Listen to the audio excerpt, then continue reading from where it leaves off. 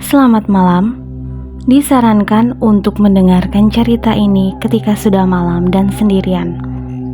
Kali ini, Aura Mistis akan menceritakan mengenai rahasia di rumah kakek. Malam itu, langit kembali menggelap setelah hujan reda.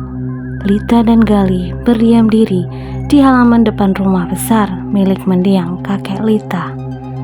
Rumah yang telah mereka masuki barusan masih berdiri tegak dengan kesunyian yang menyeramkan.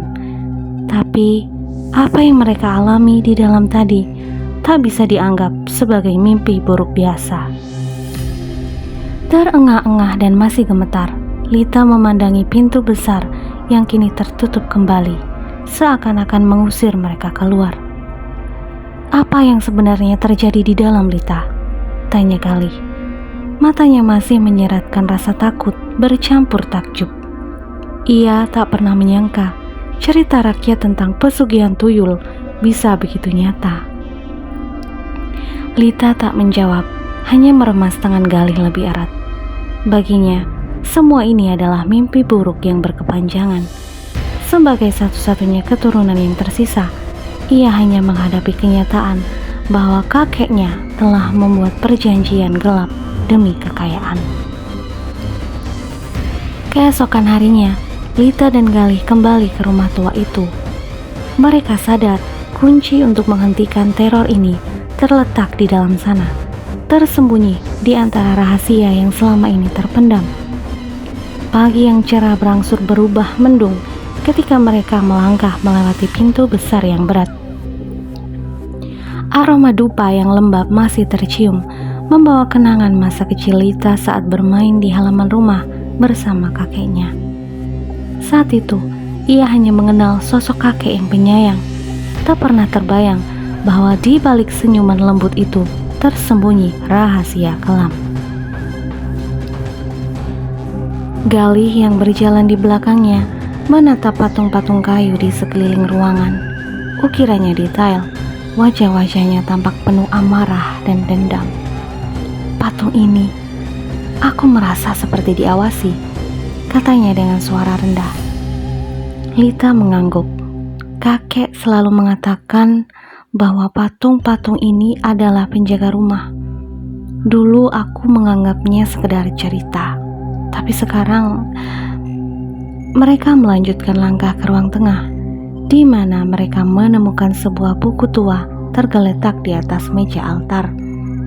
Lita membuka halaman demi halaman, dan di dalamnya tercatat ritual-ritual kuno, mantra-mantra, serta catatan pribadi kakeknya. Salah satu halaman yang membuatnya bergidik adalah catatan tentang perjanjian dengan tuyul. Tulisan itu menjelaskan bahwa perjanjian ini mengikat keluarga dalam lingkaran kutukan. Setiap generasi harus memberi persembahan agar kekayaan tetap terjaga. "Persembahan," bisik Lita, merasakan hawa dingin menjalar di punggungnya. "Maksudnya apa?" tanya Galih. "Nyawa, itu harga yang harus dibayar. Dan kakek mungkin telah mengorbankan banyak hal." Suara Lita bergetar. Galih menelan ludah, mencoba memahami sejauh mana kegelapan yang menyelimuti keluarga Lita. Mereka berdua menyadari bahwa satu-satunya cara untuk memutus perjanjian itu adalah menemukan tempat asli pemujaan, tempat segala kutukan dimulai. Selama beberapa jam, mereka mencari di seluruh rumah, setiap ruangan, setiap sudut, hingga akhirnya mereka tiba di ruang bawah tanah. Mereka menemukan tangga tersembunyi di balik lemari besar yang tidak pernah Lita sadari sebelumnya. Dengan hati-hati, mereka turun, langkah demi langkah, ke ruang gelap yang dipenuhi aroma dupa, membusuk, dan udara dingin menusuk tulang. Di ruang bawah tanah itu, mereka menemukan altar utama dengan simbol-simbol kuno yang telah dikenal Lita. Kendi-kendi kecil berjejer di sekelilingnya, sama seperti yang mereka lihat sebelumnya. Hanya saja kali ini jumlahnya jauh lebih banyak. Setiap kendi ini adalah penjara bagi jiwa-jiwa yang dikorbankan, kata Lita dengan suara lirih. Galih yang merasa ngeri menyadari bahwa kendi-kendi ini adalah sumber kekuatan para tuyul. Ketika mereka mendekati altar, udara di sekitarnya berubah drastis. Dari kegelapan muncul sosok-sosok tuyul yang lebih banyak dari sebelumnya. Mata mereka merah menyala dan tawa kecil mereka menciptakan gema yang mengerikan. Kau tidak akan bisa memutuskan perjanjian ini, seru salah satu tuyul dengan suara melengking. Kakekmu mengikat kami dan kami akan terus menjaga kekayaan keluarga ini. Kau datang ke sini untuk menyerahkan dirimu, bukan? Lita menolak untuk mundur. Aku di sini untuk mengakhiri semua ini, katanya tegas. Meski hatinya gemetar, ia meraih kendi kecil di altar dan mengangkatnya tinggi-tinggi. Tuyul-tuyul melangkah mundur, menunjukkan bahwa benda itu adalah kunci kekuatan mereka. Namun sebelum Lita sempat memecahkan kendi, kekuatan gaib menyerangnya. Ia terhempas ke dinding, membuat tubuhnya terasa remuk. Gali berlari ke arahnya, berusaha melindunginya, namun tuyul-tuyul sudah mengepung mereka. Dalam kondisi terdesak, Lita teringat akan sebuah mantra yang pernah dibacanya di buku kakeknya. Dengan sisa-sisa kekuatan, ia merapal mantra itu. Cahaya biru muncul dari tangannya, membentuk lingkaran pelindung yang sementara mengusir tuyul-tuyul tersebut. Apa itu? Tanya Galih yang keheranan. Mantra pelindung. Aku tidak yakin berapa lama ini akan bertahan, jawab Lita terengah-engah. Tapi aku tahu satu hal. Kita harus menghancurkan semua kendi ini untuk membebaskan jiwa-jiwa yang terperangkap. Namun, perjanjian ini jauh lebih dalam daripada yang mereka bayangkan.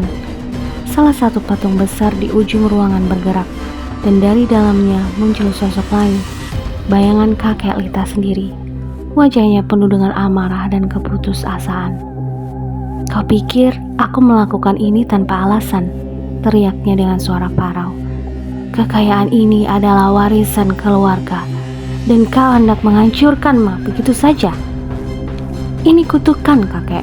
Kau telah mengorbankan begitu banyak orang, termasuk keluargamu sendiri, seru Lita. Air mata mengalir di pipinya. Kakeknya tertawa pahit. Kekayaan adalah kekuasaan, dan untuk kekuasaan ada harga yang harus dibayar. Kau akan menggantikanku, Lita. Itu takdirmu. Sosok kakeknya menyerang dengan kekuatan gaib yang luar biasa. Lita dan Galih harus melawan balik, bertaruh nyawa mereka demi menghentikan kutukan ini. Mereka berjuang melawan tuyul-tuyul yang telah bermunculan sambil mencari cara untuk menghancurkan kendi-kendi itu satu persatu. Pertarungan itu menjadi semakin berat.